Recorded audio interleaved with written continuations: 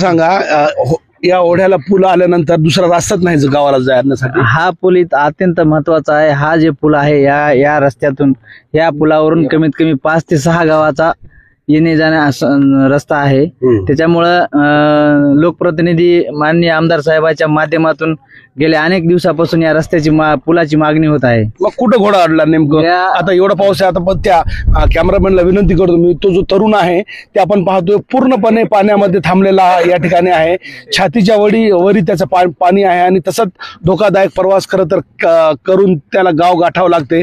मग घोडा नेमकं अडला कुठं भया? प्रशासनाच्या प्रक्रियेमध्ये आहे असं सतत वारंवार आम्ही निवेदन दिलेले आहेत। मैराळ, सावंगी, गौंडगाव, चिंचटाकळी, खळी असे 5 गावाचा संपर्क या पुलामुळे तुटतो। जेव्हा जेव्हा या ओढ्याला पाणी येते 5 गावाचा संपर्क पूर्णपणे तुटतो। हा 5 गावाला टोटली कुठलाही पर्यायी रस्ता नाहीये। त्याच्यामुळे शासनाकडे आम्ही सगळ्या गावांनी मिळून या पुलाची मागणी आम्ही वेळोवेळी केलेली आहे।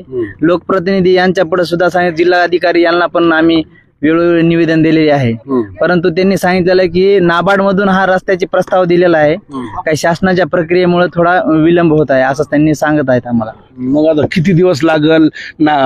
या 5 गावाच्या नागरिकांनी किती दिवस धोकादायक प्रवास करावा? प्रशासनाचं काय म्हणणं आहे नेमकं की नाबार्ड मधूनच होणार आहे हा पूल? शासनाचं म्हणणं आहे की आता वरून प्रक्रियेनुसार प्राधान्यक्रमानुसार आम्ही प्रथम सुनेगाव आणि खळी हा 2 गावाचा प्रस्ताव ताबडतोब आम्ही मंजूर करून ह्या पुलाचा हे आहे नियोजन तात्काळ करून आम्ही मार्गी लावणार असं सांगत आहेत। परंतु आमची एवढी शासनाला विनंती आहे की खरंच हे जे गोदावरी नदीवरचा जे पूल आहे त्या पुलाकडे तात्काळ शासनाने गांभीर्याने दक्षता घेऊन तात्काळ हा पूल उंची वाढवून द्यावा। याच्यामुळे भविष्यामध्ये 5-6 गावाचा संपर्क अत्यंत म्हणजे एखादी डिलिव्हरी असेल किंवा एखादा अपघात असेल त्या ह्या पुलावरून जर पाणी वाहलं तर कुठलाही संपर्क होण्याची काही पर्यायी मार्ग नाहीये। त्याच्यामुळे शासनानं तात्काळ ह्या पुलाच्या उंची वाढवण्याचा निर्णय घेऊन तात्काळ मंजुरी करून द्यावी। मला सांगा, आपण ज्या होळीवर बसलोय साधारण 10 ते 15 लोक बसून जातात, ही पर्यायी व्यवस्था तुम्ही केली आहे, हे कसं सुचलं तुम्हाला?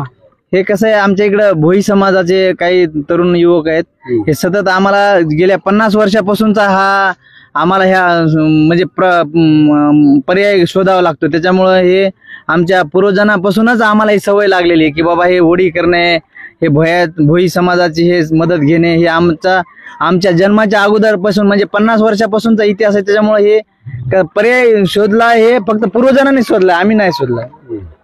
त्याच्यामुळे शासनानं तात्काळ ही मार्गी लावा अशी आमची अपेक्षा आहे। तर खरं तर ही स्थिती आहे, 5 गाव आहे आणि हा जो ओढा आहे या ओढ्याला पूर आला की त्यांचा संपर्क तुटतोय। आता एकूणच आपला असा या ठिकाणचा प्रवास संपलेला आहे, मात्र या गावाचे लोक ही यातना गेल्या अनेक वर्षापासून सोसत आहे। प्रशासनानं, सरकार मायबापनं लवकरात लवकर या 5 गावांचा संपर्क तुटण्यापासून वाचवण्यासाठी या पुलाची उंची वाढवून देण्याची मागणी खरं तर या 5 गावाचे ग्रामस्थ करत आहेत। कॅमेरा पर्सन सय्यद खिजरसह नजीर खान, TV9 मराठी, खळी, गंगाखेड, परभणी।